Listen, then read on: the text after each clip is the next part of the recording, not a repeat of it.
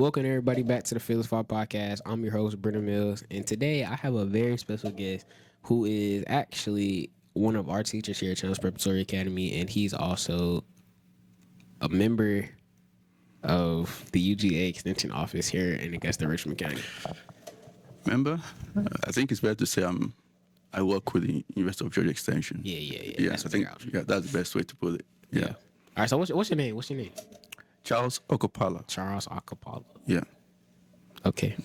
So today we just gonna be having a little conversation about what you do and how it impacts our school and just how you really impact the community. To be honest, that's cool. Thank you. Yeah, that's cool. All right. Thank you.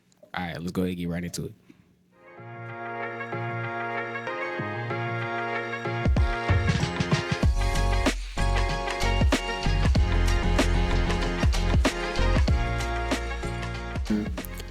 All right, welcome back. So now we're going to, get straight into the interview or whatever, right? Right. So first off, can you tell us actually what you do and who you are, to be honest? Right. So I'm Charles. Yes. As you already know. Yes. I won't go too much about my background because it's just too long. Give us a little something. No, I mean it's too long. Okay, I'll make it very short. Okay. So I'm not too old. Mm-hmm. Okay. So I'm still pretty young. How old is young, if you don't mind saying? I won't really give you some hint. Just know that I'm still young. Okay. Gotcha. Yeah, I'm still young. Gotcha. I mean, you can see I shaved well, right? Yeah. So you can see I'm young. Yeah. Yeah. So I've had the opportunity of traveling a bit around the world. Mm-hmm. My background is food science, as you know. That's where I have my doctorate. That was from Poland. And then I had my master's from the UK, and had my bachelor's in agriculture from Ghana. Mm-hmm. And then, but my first college education was in statistics, which was in Nigeria. Yeah. So besides the UK and besides Poland, I've lived and worked in Asia, Malaysia, in the Middle East, the UAE. I've also had the privilege of working in Italy, and that was Sicily, the south part of Sicily. Mm-hmm. Yeah, so it's been fun. And then now, of course, I'm in the States and in Georgia, Richmond County. Yep. Yeah, in Augusta. Yeah. Yeah. So you love Augusta, don't you? I do. Yes. It's a lovely place. So before I get deeper into the interview questions, let me ask you this: What made you want to move right back to Augusta to not only live but to work here instead of how you named all these other places? What made you want to move back here and stay here instead of just staying in some of those other places? Well, I mean, when people ask this question, I always tell them it's just the grace of God because I didn't plan for it. Mm-hmm. I was in Poland, and when I think back now, exactly how it happened. I had some friends and some cousins who were already here in the States, and they were always kind of asking me, try this, try that, and then I didn't really put my mind in it. Mm-hmm. So I remember I think it was around July of 2022 or June thereabout, that I just, put in an application and they got back to me subsequently, and then it's all history. So. Yeah, so that's how I found myself here. Okay. Yeah. So now let's jump into the meat. The meat. Yes. Okay. The meat. Okay.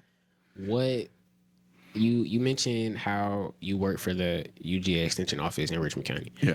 What or specifically the outreach program you said? Yeah, extension outreach. Extension. What is so? I don't know what's the term. What makes the University of Georgia Extension Office outreach program the outreach program? Right. So it's not just about the people who work, who deliver the extension work, but it's also the program. Mm-hmm. So just basically, we have 4 major sections. We have the agriculture and natural resources. Mm-hmm. We have the family consumer science, which is my unit. Then we have the FNEP and SNAPED, they deal with nutrition and stuff like that. Mm-hmm. Then we have the 4-H, which, I mean, it's a statewide, all these are statewide programs. So what we do is that the Richmond County is just one office in the entire extension platform. So let's put it this way: every county in the state of Georgia has an extension office. Almost every, I think, if not every county. So the idea is to transfer specialist information that is evidence-based, that is research-based, transferring that from the specialists who prepare those information down to the community. So we are kind of extending the information. So that's what extension is all about. Extending those specialist information, breaking it down so that the common person can, catch the information, use the information, and help make life better for them. So yeah. Does the extension office is still it being a part of UGA, University of Georgia, go Dogs, by the way? Yeah. Does it separate the different things that you would get from just being at the University of Georgia, or what like does it separate everything just from you being at the extension office, or is it still like all the same thing but in multiple locations? I think it's more or less the same thing but in multiple locations because it's still the same program. For example, food safety that I offer here, that I teach. It's the same food safety that's been taught in, let's say, in Clark County or in McDuffie County or in, just think of any county where we have an office. So if they're teaching food safety, it's still going to be the same food safety. Now, but of course, when you talk about food safety, there are different programs that are, lined up under food safety, So now it depends on the audience that the target has to be. Yeah. So it's all about the audience, all about the people, it's the target group, So it still be the same program, but it now depends on the audience. Okay. So I'm gonna actually read this quote that's on the website actually. Okay. It says, I don't know who the person's name is, by the way. It says, I think the UGA extension is such a valuable resource, especially for a place like Richmond County, because it brings real research-based knowledge directly to the people who need it most. Right. They're not just talking theory. Right. They're offering practical programs in youth development, health, agricultural, financial literacy, and family support. And then it also says, for a community with such potential, having an organization that meets people where they are provided tools for growth is huge, and it strengthens families, support schools, and ultimately helps the whole community move forward, right? Right. So I want to take a deep dive into the part that says it supports schools. Right. So we know UGA is the UGA Extension Office actually is a partnership that we have here at Preparatory Academy. Right. So how can the partnership benefit our school, and how does it support us? Right. So, of course, obviously, I got to know about Challenge Prep, and I can't remember exactly how I got to know about Challenge Prep, but I know that it was a connection that I had with one of the community meetings I attended. And then from there, I got to meet Dr. Willis. And then from there, it's all history. And I've been supporting the school for, I think it's now 2 years, right? Right. Somewhere around there, going on 3 years. Going 3 years, right. So it just kind of shows how important that partnership is, in terms of how to reach out to schools. So my role is to reach out. So one of the things I try my best to do is to make sure that I'm continually, making that effort to reach out. Of course, it's like in the office we're just about, currently we have 4 extension agents and we have extension assistants, and then we have the admin staff. Now, 4 agents can just do as much. You understand? So it's kind of challenging, but it's also very fulfilling. Yeah. Okay, I'm gonna ask you just kind of rapid fire questions, right? Okay, sure. So what impact do you think students will feel a year from now because of this partnership that you teach? Because actually, I mentioned how you're the teacher. You teach financial literacy here. Right, yeah. So what's something that you think would impact, or how do you think they'll feel a year from now? Well, I think basically you learn how to save. Yeah. You see the value of money, but you also see the value in yourself. You'll be able to have some level of confidence about how you see, how you become more responsible, how you become accountable to yourself. Because at the end, if you're not accountable to yourself, when it comes to finances, it becomes difficult to even think of saving. And then it's important that as young people, me included, me included, that we value what our parents give us. So every time I always think about, the sacrifices that our parents, have made over the years. So it's important that, the younger people also have that value. So the financial literacy and other programs attached to it is all about developing your self-worth, giving yourself more value, because you have to value yourself first before you start to value something that that doesn't have life in it. Yeah. Money is included. Money, of course, is important, but itself doesn't have life. Doesn't have, so if you give yourself value, then it becomes easier to give something like money value. Yeah. And then saving, responsibility, growing up with that discipline, and then knowing that, okay, at some point, I'll be a role model for other people to follow. Yeah. Yeah.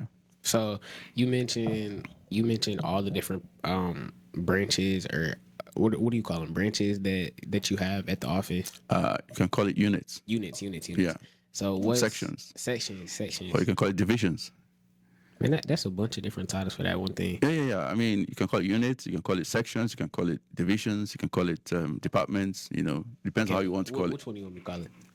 I would say just units. Okay. Yeah. To make it easy. Okay, for the listeners watching or whatever, what unit do you think stands out to you the most, and which one do you think is the most unique? Ooh, wow. That's a strong one. Yeah. It's difficult, because we all have a role to play. Yeah. I can't say that 4-H is more important than the family consumer science. No. We're all like at the same level. Okay, because we can't do without each other. Yeah. So, for example, I can do without 4-H. 4-H can't do without me. So we work together, and that's how it's supposed to be. So I can say that, like for example, the agriculture, natural resources, I can say that they're more important. I can say that family consumer science is more important.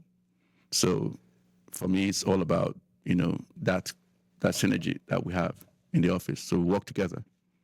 Yeah. Okay. So shout out to my boss. He's doing a good job.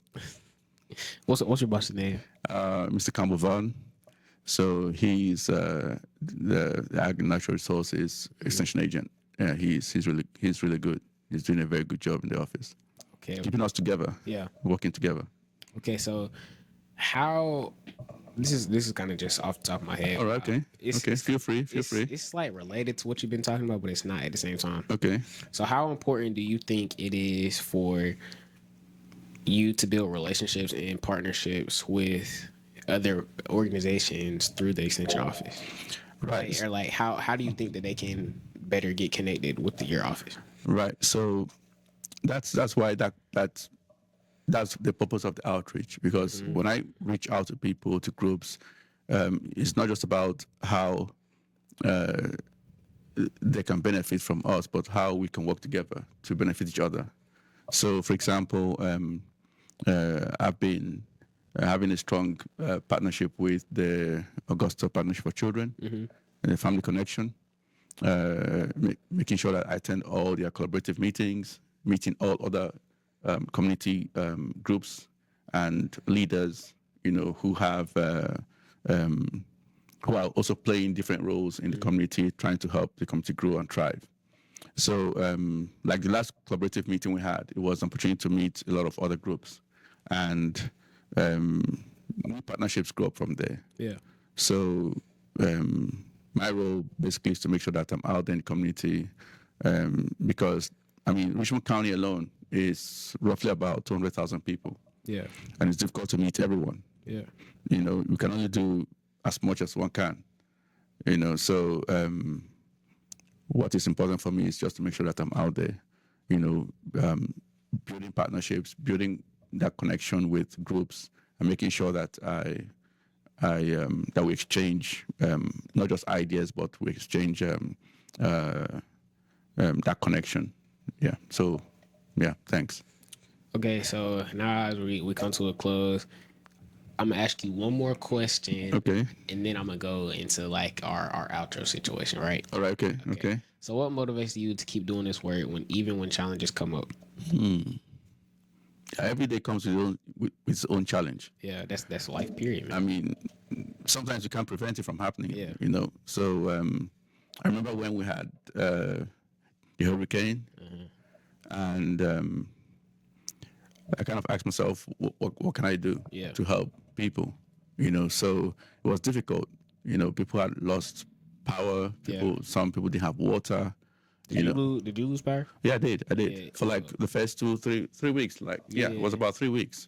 No power. 3 weeks. Wait, what part of Augusta do you stay in? Downtown. Okay. 3rd Street. I don't give my address though. Nah.